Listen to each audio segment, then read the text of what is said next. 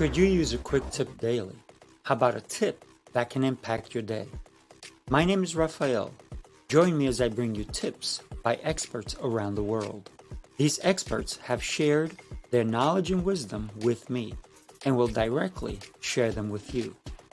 Make sure to subscribe, like, follow, and comment, and I would love for you to become part of the New Tip Daily community.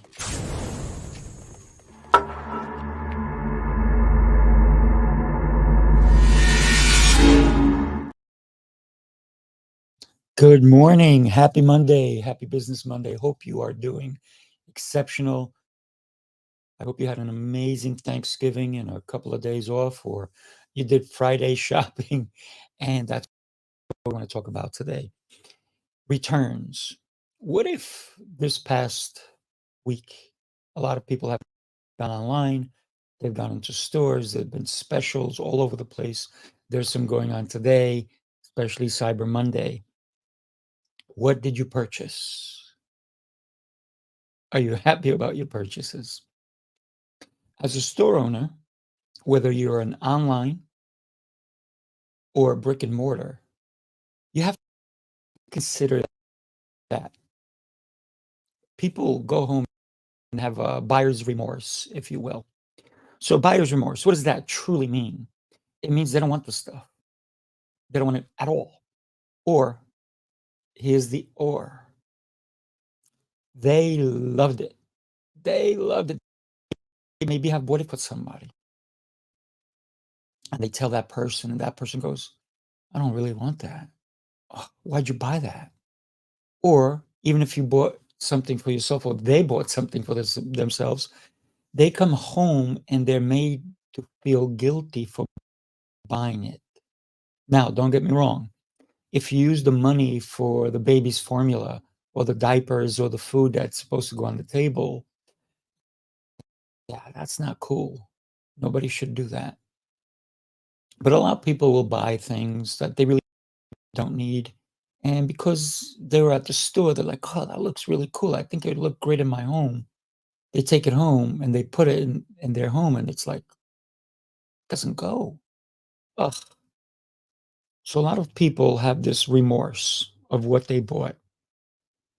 How do we, as business owners, handle that? It's a tough situation because if you made your sales and you're jumping up and down because you're happy of all the sales you made in the last couple of days, and now you have to refund a lot of products. One of the most important things that I think a lot of people forget is they have to specify the amount of time that people are able to return it, the amount of, if there's a restocking fee, if there is no money back but exchange for a different product or a credit. And those are the things that, as a business owner, you have to make sure those signs are clear, maybe even on your receipt. You have to put that on your receipt. And maybe all sales are final. Final means they get nothing back. But here's the thing. What if somebody comes in and they're like, I bought this and my spouse, they're against my purchase.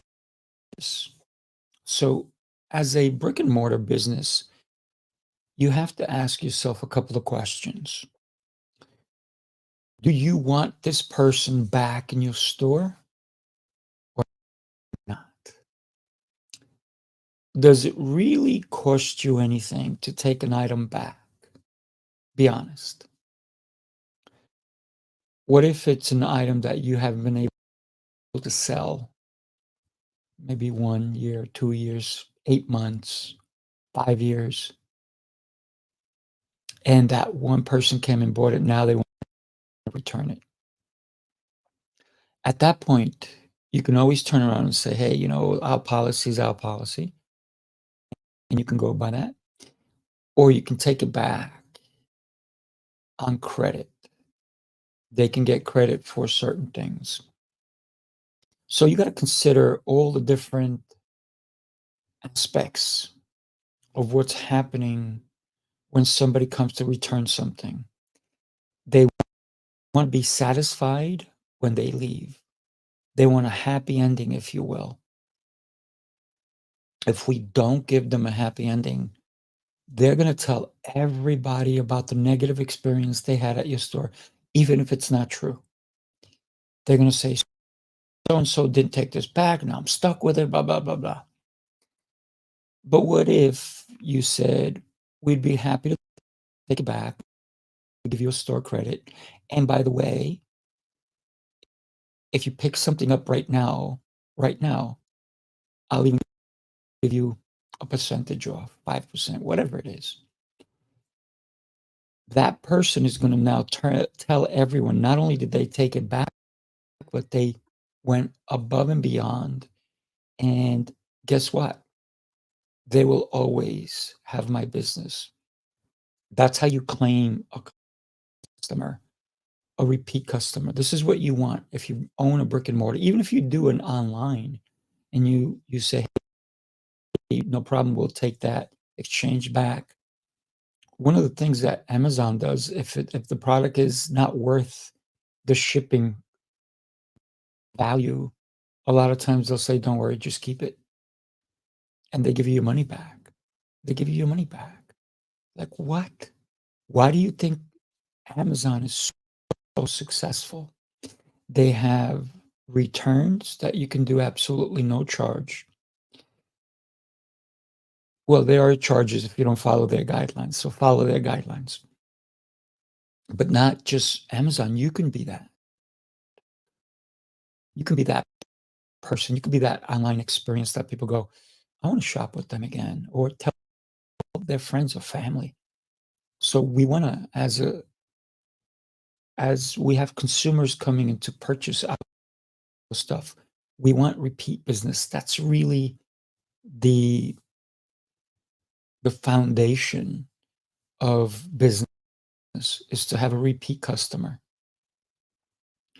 Even though there's 8 billion people in the world, you're not going to sell to all of them. Guess what? The biggest brands in the world don't sell to every single person in the world. They don't. Not everybody has an Amazon account. Not everybody buys Coca-Cola or Pepsi or 7 Up or buys Xbox. Not everyone subscribes to Netflix. Not everyone buys what everyone else is buying. This is why sometimes people say you need to niche down. You need to find out who your avatars are. Who do you want to sell to? Who is your true customer? Who's the person that's going to come back over and over again and want to do business with you? That's how you have to treat the customers who have buyer's remorse and say, hey, I understand. I'm on your side. Let me help you out. You do that. Listen, maybe they'll never come back. But if they come back, they will never forget this instance. And if they constantly buy and return, then you know there's a problem. And then you have to put your foot down at that point. And it's okay to lose them as a customer, because guess what? They're a terrible customer. You don't want somebody who just buys and returns, because now you're losing money. Once in a blue, yeah, no problem. Hey, listen, I bought plenty of things on Amazon that I haven't returned. I probably should have, but I was like, you know what? Maybe I'll give it to somebody else. I bought things at stores, at Home Depot. I still have them, and guess what? Recently, I just used something that I had bought several years back, because I have a place where I put certain things that I know that I can use in the future. So for me, it's always about thinking in both instances, as a consumer and as a business owner. If you're a business owner, don't forget you're also a consumer. So treat people the way you want to be treated. Imagine you turned around and You someone not made them uncomfortable when they try to return something to you. And then guess what? Your spouse went and bought something that you know and they know they should never have bought, and now they can't get rid of it. Nobody will take it back. You can't even resell it. So karma, it can happen. So just be nice about this whole adventure, if you will, of owning your business, your brick and mortar or your online. What if you sell a coaching program even and online, and somebody buys it and they're like, oh, not what I expected. You know, your best option is to give them their money back. Give them their money back. I almost said the word backwards. Back. Because you don't want to give the money back. But then your reputation will suffer. Because guess those people are going to go online. They're going to go on social media and they're going to badmouth you. But if you even if you say, hey, I'm sorry it didn't work out for you, here's your money back, they may not badmouth you at all. They may not say anything, and that sometimes is good. So thank you for joining me today. Tomorrow, I want to talk to you about the consumer and how we can benefit if we have to return something. So think about that. There's two sides to everything. There's two sides to a coin. There's two sides to a dollar bill. There's two sides to a piece of paper. And there's many sides to a person.